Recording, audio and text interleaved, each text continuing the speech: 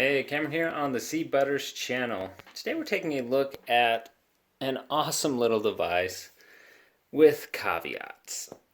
Now, this is the Lenovo YogaBook, and it is sweet looking. I think if you've read any reviews on this, you've heard that just people want to love this device so bad, just because it is just so cool. It's got this watch band hinge, and it's a yoga device, so it flips all the way over into a tablet form. And the thing is tiny.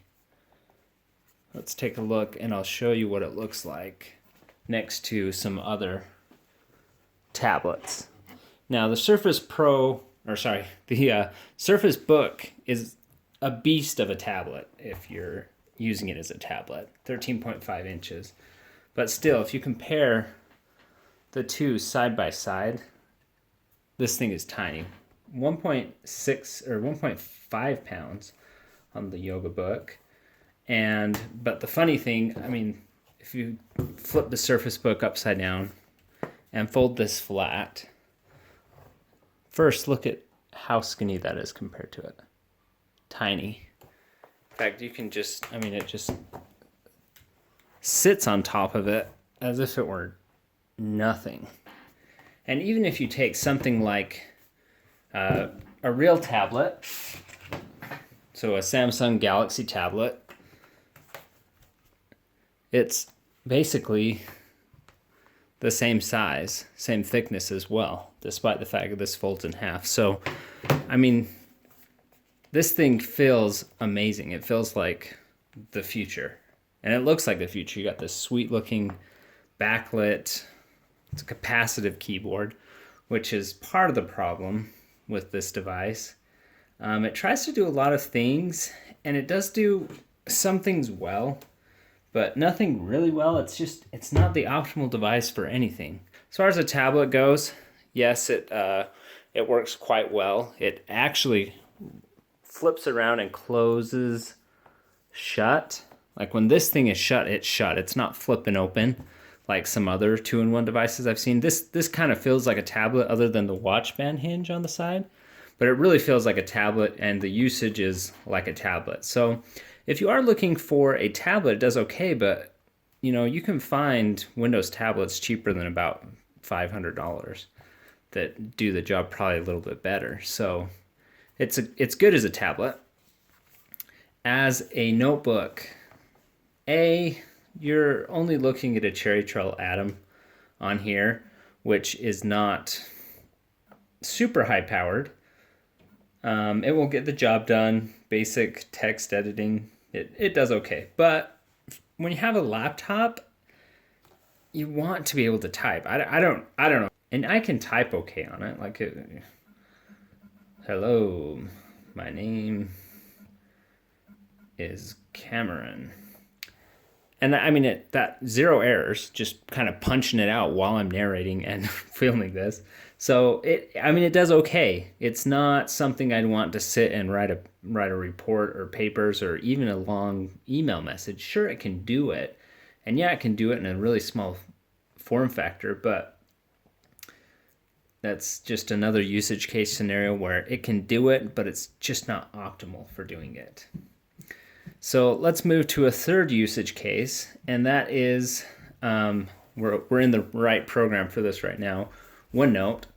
Now the device comes with a lot of cool things. It comes with this little notepad, it comes with the screen cleaner, and it comes with this pen. And the pen itself can be used in two different ways, as a stylus, or you can write. You've seen all the demos, I'm sure. I'm just giving you my take on this device. You can write on the paper and then it writes on the screen. And in my estimation, it's a little bit of it's good, but it's a little bit of a step backwards. Because if you want to be writing on the screen, maybe I'll flip this up. You can write, but you're writing on the right hand side.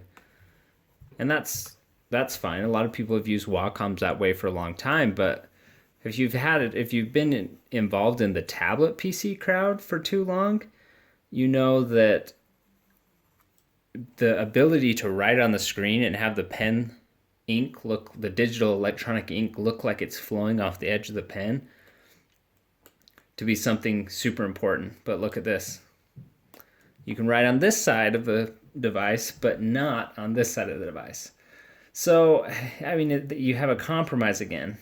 The only thing it can do that other devices can't is you can have paper on the screen and you can be writing and it will capture what you're writing on the paper on the screen. That's really cool. But at the same time, it's pretty easy to write on a piece of paper and scan it in. I mean, in seconds. You can use your phone, you can drop it on a flatbed copier. It doesn't solve a problem that I'm necessarily looking to fix. So once again, as a note-taking device, it's light, it's awesome. You can put it in a mode where you're drawing with the pen here. So you can draw and take notes on the screen, but you can see it's kind of not registering. It's just using the capacitive features that most tablets have. This is kind of like the AnyPen technology that I showed several of you on a different Lenovo device, but it's not optimal for pen writing on the screen because there's no pressure sensitivity. So you get pressure sensitivity if you're using this side, but on this screen side, you are out of luck. So it'll take notes, just not the best. Occasionally it's hard to pry your fingers in between there as well.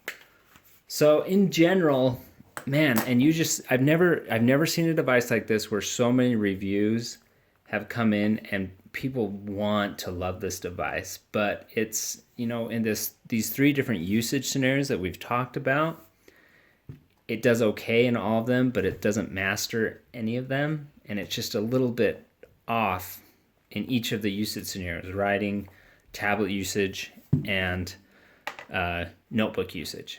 So in some ways, I want to highly recommend this just because the fit and finish is good, the form factor is awesome, but I can't really give this a recommendation. If you're going to spend $500, go find a Surface Pro 4 or a Surface Pro 3. For around that price, you can get a refurbished unit. Sometimes look for a deal. You can get a Surface Pro 4 for the same price as this. So it's hard to recommend this device to anyone. What I would like to see is if they could do 2 things. And I know this is a tall order to keep this form factor, but if Lenovo could just give us the slimmest of keyboards, it can be small and not optimal, but just give us some sort of tactile feedback. There is a pressure sensitivity, and maybe you can hear that on the camera, maybe not, but there is feedback. You has a little bit of vibration that you get, and boy, is it like loud, like it echoes in my room. Can you hear that? It's loud. You can turn it off. I usually turn it off, but that does give you a little bit of tactile feedback. But if they could give us just a membrane keyboard, just very small, even if they made it just a teeny bit thicker to give something, that would change the whole outlook of this device. It would just be, man, I could take this and it would be my traveling notebook. I can type whatever I want on it, and it would be perfect if it actually had the tactile keyboard. And the other thing is for note-taking, if they added a pressure-sensitive digitizer layer into the screen, it would really be nice and would make this pretty much the ultimate note-taking device. It's a great form factor, little moleskin. I personally would like to see an 8-inch tablet device that had pressure sensitivity that wasn't totally flawed, which the industry can't seem to give us at all. They've all moved on. Man, 8-inch category just can't catch a break. Looks awesome. Form factor is super light. It feels very durable. some people don't like how these hinges move around where the ribbon cable's on the back, but they say they don't like it rattling. But I mean, give it a break. It's like, that's the design. That's the watch band hinge. It's kind of has to be that way. But very cool device. I also would love to love this, but it's probably not something that I am going to hang on to for myself. I'm better off with a fully functional device like the Surface Book, which is what I've been using for quite some time now. So anyways, thanks for watching my take on the YogaBook. Please subscribe to my channel and like and thumbs up this video if you think it is good. Anyways, we'll see you later.